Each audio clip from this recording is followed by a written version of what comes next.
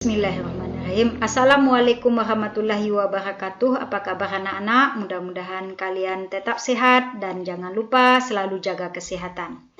Nah, pada pertemuan kita kali ini materi yang kita bahas adalah mengenai bentuk molekul.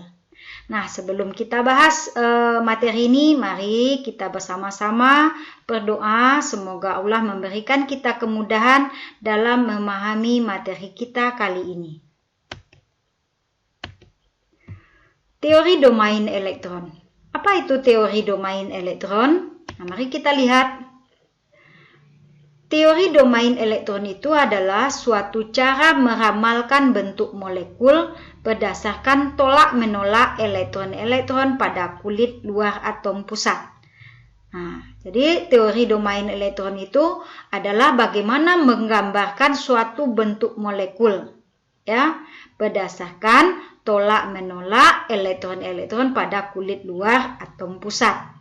Nah, teori domain elektron ini merupakan penyempurnaan daripada teori tolakan pasangan elektron atau yang dikenal dengan teori VCPR ya, VCFPR ya.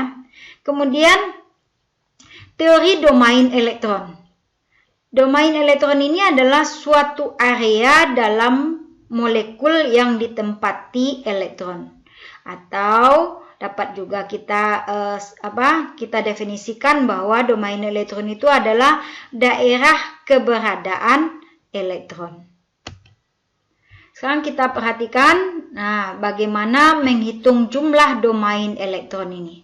Nah, setiap elektron ikatan, apakah itu ikatan tunggal, rangkap 2, atau rangkap 3, seperti yang sudah pernah kita bahas pada materi kita sebelumnya tentang ikatan kovalen ya.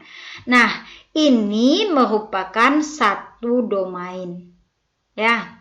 Kemudian yang kedua atau yang B, setiap pasangan elektron bebas merupakan satu domain. Kita lihat contoh. Senyawa H2O. H2O bisa kita perhatikan rumus Lewisnya ini. Ini merupakan pasangan elektron yang digunakan bersama oleh atom O dan H. Nah, demikian juga dengan ini. Nah ya, ini juga pasangan elektron yang digunakan secara bersama oleh atom H dan O. Sedangkan ini merupakan pasangan elektron bebas ya. Nah, ini pasangan elektron bebas. Jadi, untuk senyawa H2O ini terdapat 2 pasang elektron bebas dan 2 pasang elektron ikatan. Berarti jumlah domainnya ada 4. Ya, jadi mana yang 4 itu? Ya, 1, 2, 3, dan 4. Jadi, untuk H2O jumlah domainnya ada 4. Sedangkan untuk senyawa CO2 yaitu 1, 2 ya, jadi jumlah domainnya ada 2. Kenapa 2? Karena tadi dikatakan bahwa jumlah domain bisa kita lihat di sini setiap elektron ikatan baik itu rangkap 2. Ini adalah rangkap 2. Maka dihitung satu domain. Jadi jumlah domainnya ada 2. Sedangkan ini bukan ya, karena ini bukan atom pusat. Yang kita lihat adalah elektron yang berada pada atom pusat ini. Kemudian SO2, senyawa SO2 berapa domain elektronnya? Di sini ada 3. Mana yang 3? Yaitu 1 ini, 2, kemudian 3 dengan yang ikatan rangkap ini. Jadi jumlah domainnya ada 3, 1 ya, 2, kemudian yang ikatan rangkap ini dihitung juga 1. Berarti jumlah domainnya ada 3. Oke. Nah, selanjutnya bentuk molekul berdasarkan teori domain elektron. Nah, kita lihat yang pertama bisa kalian lihat di sini jumlah pasangan elektron ikatannya ada 2, sedangkan jumlah pasangan elektron bebasnya 0. Maka rumus molekulnya AX2 ya. Nah, bagaimana bentuk molekulnya? Itu adalah berbentuk linear. Dan contohnya misal BeCl2, contoh senyawanya adalah BeCl2 ya. Kemudian yang jumlah elektron pasangan ikatannya ada 3, sedangkan jumlah pasangan elektron bebasnya 0, maka rumus molekulnya adalah AX3. A ini adalah atom pusat ya. X ini adalah untuk yang pasangan elektron ikatan atau PEI ya. Nah, ini bentuk molekulnya adalah trigonal datar atau segitiga datar. Senyawanya contohnya adalah BF3. Selain BF3 juga ada BCl3 ya. Dan lain-lainnya. Kemudian yang ke jumlah pasangan elektron ikatannya 2. Sedangkan pasangan elektron bebasnya 1, maka rumus senyawanya adalah AX2E. Apa E? Ini adalah untuk jumlah pasangan elektron bebas. Karena dia 1 di sini, angka 1 dalam kimia itu tidak perlu dituliskan, maka rumus senyawanya adalah AX2E. Maka bentuk molekulnya adalah trigonal bentuk V. Contoh senyawanya adalah SO2. Begitu juga yang jumlah pasangan elektronnya 4. Maka pasangan elektron bebasnya 0, maka rumusnya adalah AX4 ya, atau yang disebut dengan rumus molekul, bentuk molekulnya adalah tetrahedron. Contoh senyawanya apa? Yaitu salah satunya adalah CH4. Bisa juga nanti CCl4.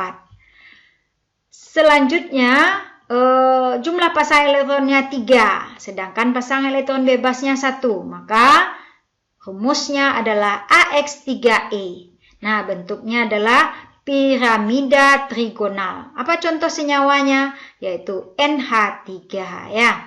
Kemudian, jika dua pasangan elektron ikatannya atau PEI-nya, pasangan elektron bebasnya PEB-nya 2, maka rumus molekulnya adalah AX2E2.